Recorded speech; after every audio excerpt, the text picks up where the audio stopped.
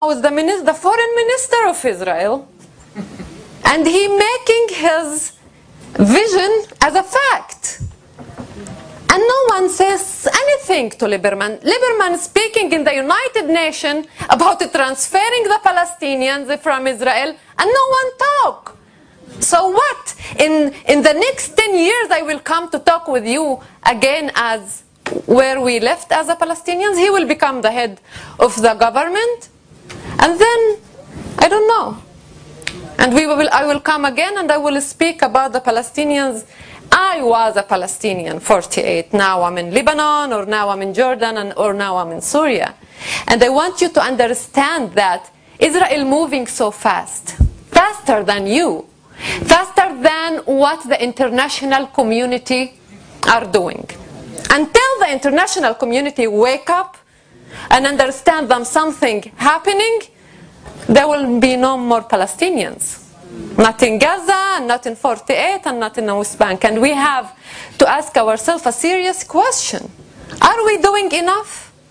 I really appreciate my Palestinian friends that still for 62 years coming and talking.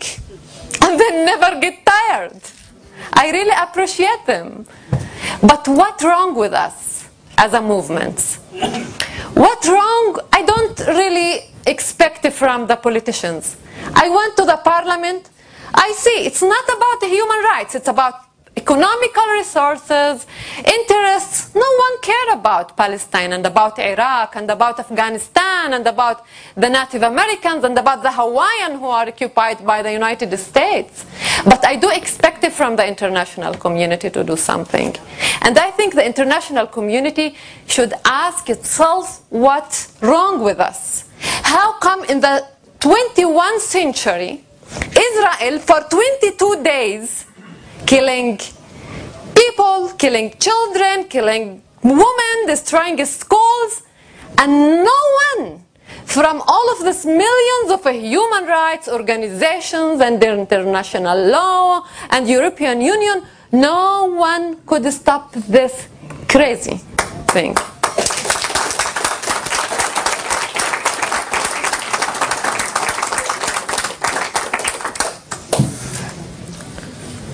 I will mention here another two laws.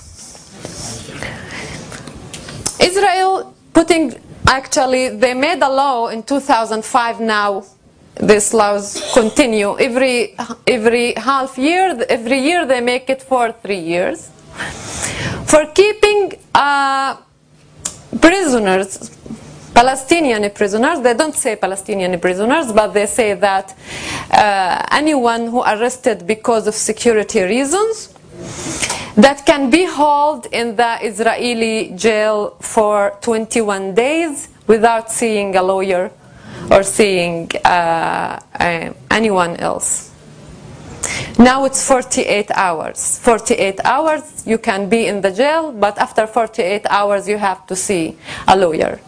Our colleague Amir Makhul, Palestinian activist in 48, the head of the Palestinian NGOs in Palestine, the head of the Freedom Committee of the Follow-up Arab Committee, was arrested in May this year, a father of 2 girls and a husband of a feminist activist woman. He was arrested and kept for more than 2 weeks without seeing any lawyer. Amir Makhul was tortured by the Israelis, and this is leading us for the second law. The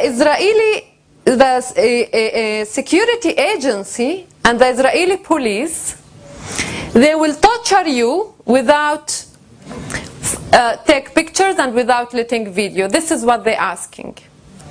That we be able to torture you, or they call it to investigate you without typing our investigation.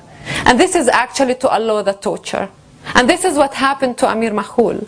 Amir Makhul, after all the torture that he go through, he admit of something, of relations with Hezbollah. Today is a fashion to accuse. I was accused of being Hamas because I was in the spirit of humanity the last year.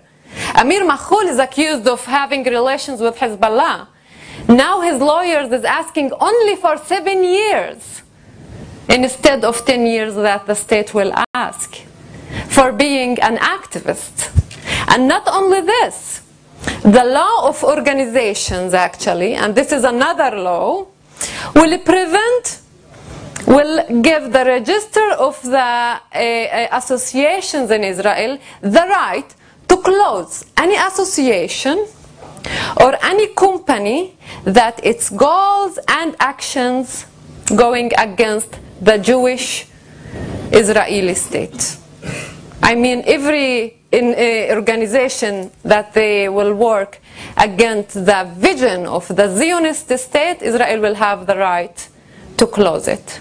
And this is what we see today. Arresting of activists. Hundreds of Palestinians were arrested during the massacre in Gaza. Many organizations being closed. Revoking citizenship. Unification, family unification. I can't marry Haidar because he's in Gaza. Even if Haidar was also in Ramallah, I can't marry him. Because if I leave 48 or Jerusalem to live in Ramallah, I will lose my citizenship. And Ramallah will not be able to come to live in Jerusalem, because up to the family unification from 2003, that Israel every year making it longer and longer, you are not allowed to marry anyone who lives out of Israel, and not from Arab countries.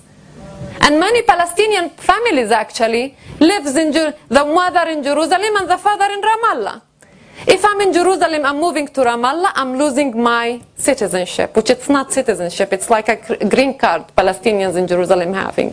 If I'm from Ramallah, I can't move up to the Israeli rules, I can't have any permission to live in Jerusalem. Even the basic right of being united and living together as a Palestinians is not exist in Palestine. Usually, I don't talk. I mean, Haidar said that we are fed up. I fed up too. I am tired, and I gave my life. I could choose to live like any young woman in Germany or in Sweden or in London and to have love and music and life. And I don't. Because I have no choice. Because this life and this injustice put you in a situation that you will resist all the time. And I expect from you to do much more. Not only be there.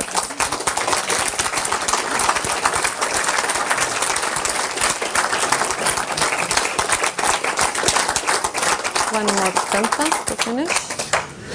I expect that you learn from the Palestinians, from their ongoing struggle, from their daily struggle, and you have to make ongoing struggle. You have to demonstrate every day, and you have to be creative, and you have to cross your mental border, and you have to find the truth. And Germany should be the first state to do that, because of your guilt, and because of the things you did in the history, because these things are repeated in Gaza and in Palestine. And you should do it not for me and not for Haidar and not for Ali and not for Mazen and not for the Palestinian kids in the West Bank that don't see the beach, but for your dignity and for your faith in justice and peace. Thank you.